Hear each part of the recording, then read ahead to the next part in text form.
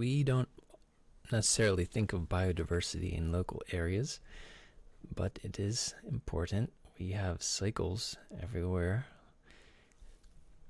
There are differences in genes and differences in functions.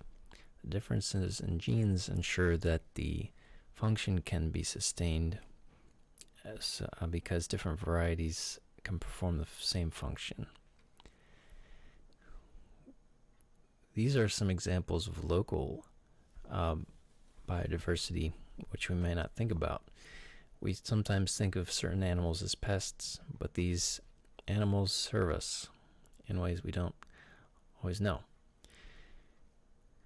Birds eat beetles, which can help food plants grow due to less beetles. We can affect the population of birds from having chemical waste issues. There are predators of deer and groundhogs as well that could be affected by chemicals.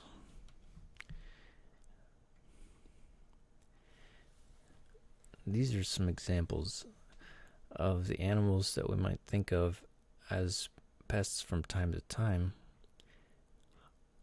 Some of these birds are beautiful, but they are territorial. Some people are annoyed sometimes by them, especially blue jays. However, all of these animals offer diversity to the populations of their superclasses. We have preserves in order to preserve that diversity, the biodiversity. We have several parks in Bucks County, many parks. Our population has leveled out in some time periods, and it has recently gained at a rate that was similar to past rates. This graph isn't as dramatic as it seems because of the fact that it starts at 625,334, but it's significant. More than doubling at the current rate is quite possible.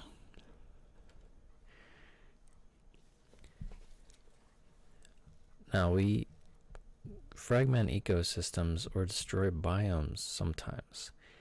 It's not very common in our rural to suburban areas, but it does have some level of effect to the degree that we do it as well.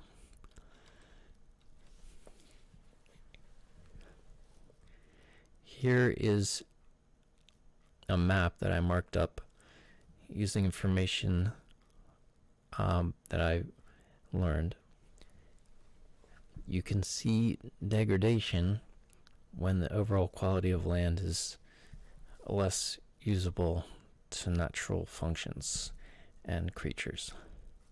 Fragmentation is when a habitat is broken up, therefore making the overall land less useful and habitable. Destruction is when the land is generally unusable to animals and life. There's some fragmentation due to highways.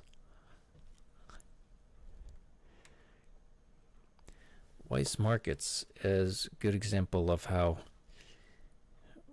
we might not be operating sustainably. We already have 2 large stores in this area, so this store doesn't offer anything new to the community.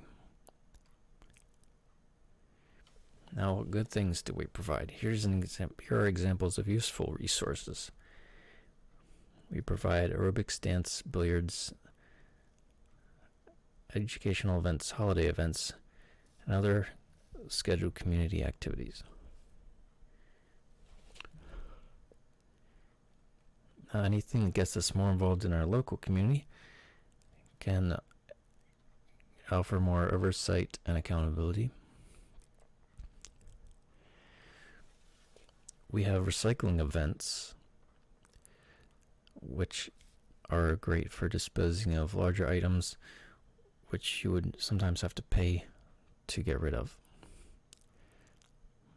or that people tend to not get rid of properly in an environmentally safe way.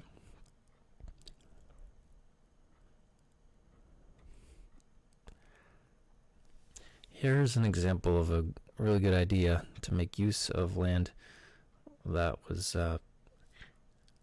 basically became unused but had been fragmented. So Southampton is building a trail to replace what was once an active SEPTA rail line. So instead of it just being a rusty slab forever, it's going to become a walkable trail. That'll be safe for animals as well.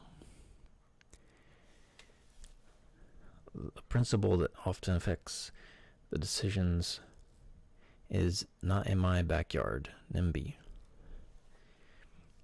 Even when something is more sustainable, sometimes people don't want a disposal or remediation or other type of site that gradually breaks down waste and chemicals near them. One solution is DIY. You can put the things that you need to dispose of waste in your own backyard voluntarily. And you can also generate energy yourself in your own backyard. Solar and wind power and composting are good examples. Energy.gov has a calculator to determine annual cost and energy use for each device in your home. Here is the estimated kilowatt hours and monetary amounts that I would use per year. Here are some solutions to the energy use that we may uncover. Timers, motion sensors, being proactive with water use, water reuse, light use, and leaving devices on or turning them off. Carpooling as well, or public transportation. What kinds of pollution affect us? Well, we can see the sky glow above Philadelphia. That is when light pollution illuminates air pollution generally, or it can illuminate natural atmospheric content. Littering. Adopt a highway is working. Farming runoff may be minimal since many of the farms are Amish or of Amish descent and don't use certain harsh chemicals and don't use antibiotics or hormones or GMOs. In the past, there was lack of oversight in certain rural areas around here in Bucks County, but D-Roll's obscene pollution forced us to change that in the 80s. It was affecting people's lives, so it made us think more about oversight and why it's important. We don't have local recycling anymore in Sellersville, which is not explained. I would like to find out more about this. Possible solutions are taking dangerous waste such as batteries and electronics to Best Buy, Staples, or other places that may offer those services. And you may take plastic bags back to certain stores at different times. Best Buy and Staples may offer that service as well. So sustainable growth applies to economy and ecology. So if you grow your business in a way that makes sense for the long term, instead of just wanting to pump it up to sell it, then you'll help your environment and you'll provide a long-term future for yourself and your employees in a way that is also going to make you and your area more healthy. It's something we have to think about. Something about our something we do to our environment affects our health. So I'll leave you with one question. How far would you drive for better food? This is a dilemma, of course, because driving further means you're using more energy. But if you support the right foods, then you're likely to have a better overall impact.